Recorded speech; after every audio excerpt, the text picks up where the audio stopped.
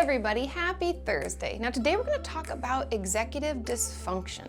But before we jump into the question, are you new to my channel? Welcome! I put out videos on Mondays and on Thursdays, so make sure you're subscribed and have those notifications turned on so you don't miss out.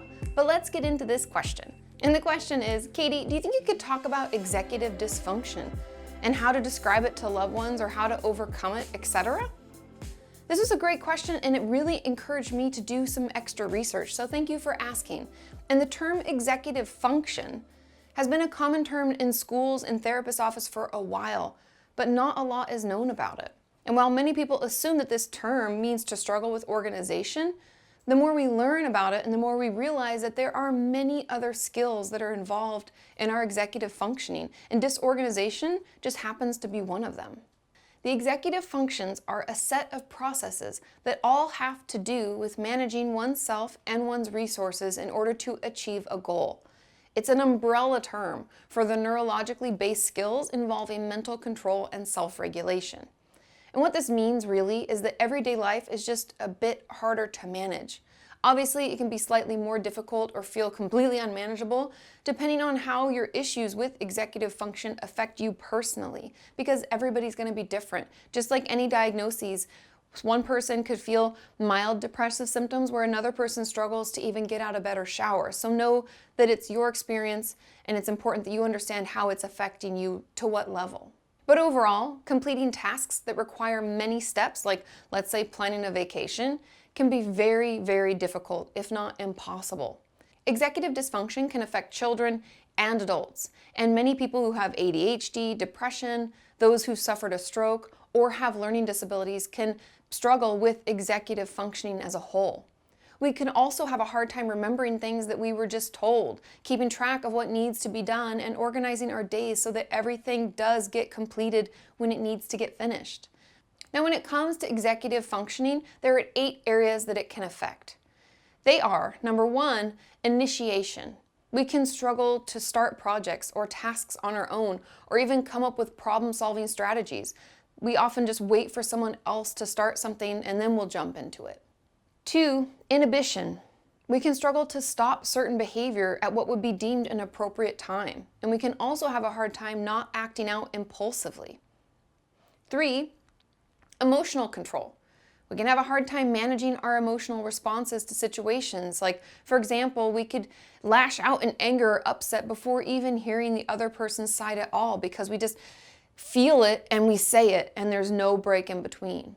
4 is shifting. We can have a tough time transitioning from one task to another or being flexible if times change or situations are altered. If we have a schedule in mind, we like to keep to it because it's really hard for us to quickly move back and forth from task or from activity. 5, working memory. It can be really hard for us to hold any information in our brain long enough to complete the task.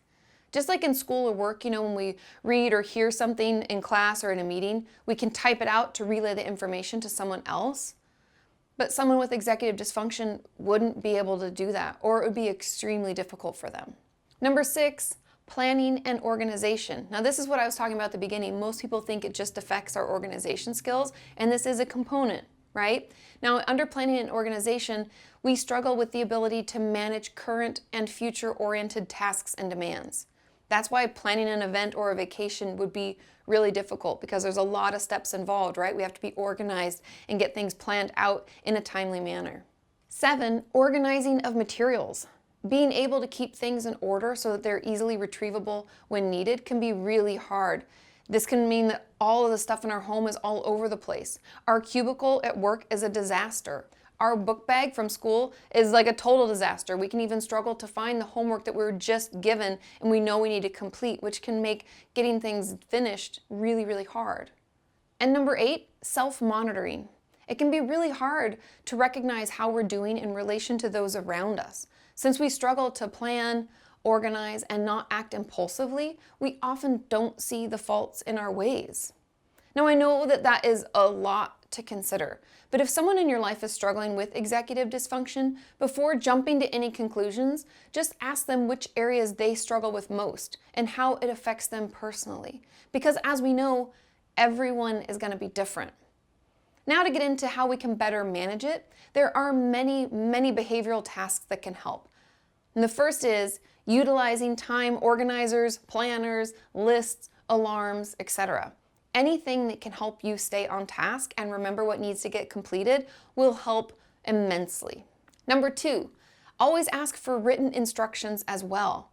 That way, if you forgot what someone said at the end of class or in that meeting, you can check your written instructions and work from that. Because remember, it's really hard for us to have this working memory, and we can struggle with short-term things. Like if someone told us their phone number, chances are by the time we go to put it in our phone, we won't remember. So make sure you write things down just to give you that backup. Number 3, make a schedule and ensure you can check it multiple times a day. Maybe even set alarms that remind you to check it to make sure that we're on point and doing the things that we need to do at that time in our day. Number 4, break down large tasks into smaller ones. I mean, everybody should do that, but it's especially important for those of us who struggle with executive dysfunction. And also it can be helpful to estimate the time that each of those portions will take you. And always write the due dates at the top of each of those portions. So every page or everything you open on in a Word document or Google Doc, make sure at the very top, bold letters, it tells you the date that is due so that we don't forget and miss a deadline. And number 5, keep your work and play areas completely separate. And just keep your to-dos maybe in their own file folder and labeled as your to-dos for that day or week. And do your best to keep those in their own space so they don't get lost or confused with other things that need to get done at different times. And I've talked about that before, how important it is to separate our spaces, because our brain, oddly enough, gets really used to like sleeping in bed and working at a desk and relaxing when we're on the couch. And so make sure that we allow our brain to have those transitions so we can focus when we need to and zone out and watch some bad TV when we want to. Number 6, set reminders to let you know when transitions are coming up so that you have time to prepare for it. I know things can happen in life when we don't have the ability to prepare ahead, but let's give ourselves the opportunity as often as possible. So setting those reminders, maybe your phone just makes a little brrr, and we know that means we have 5 minutes or 10 minutes before we're gonna have to go into that meeting, or we're gonna have to go on that sales call. Whatever it is, we need to give our body and our brain the time to prepare for that transition. And the 7th tip is utilize the story of an emotion, as well as taking short breaks from interacting with others, maybe 10 to 15 seconds, so that we can breathe and pause before we say something we don't mean. Because I know we can be really impulsive and feel our emotions so quickly. It's important that we give ourselves a beat so we don't say things we can't take back. This video has been brought to you by the Kenyans on Patreon. If you would like to support the creation of these mental health videos, click the link in the description and check it out. I hope you found this information helpful. This was really interesting to research about, so thanks for asking that question. And as always, let me know if I left anything out or I didn't mention a tool or technique that has helped you, because with your experience and my expertise, we will keep working together towards a healthy mind and a healthy body. And I will see you next time. Bye!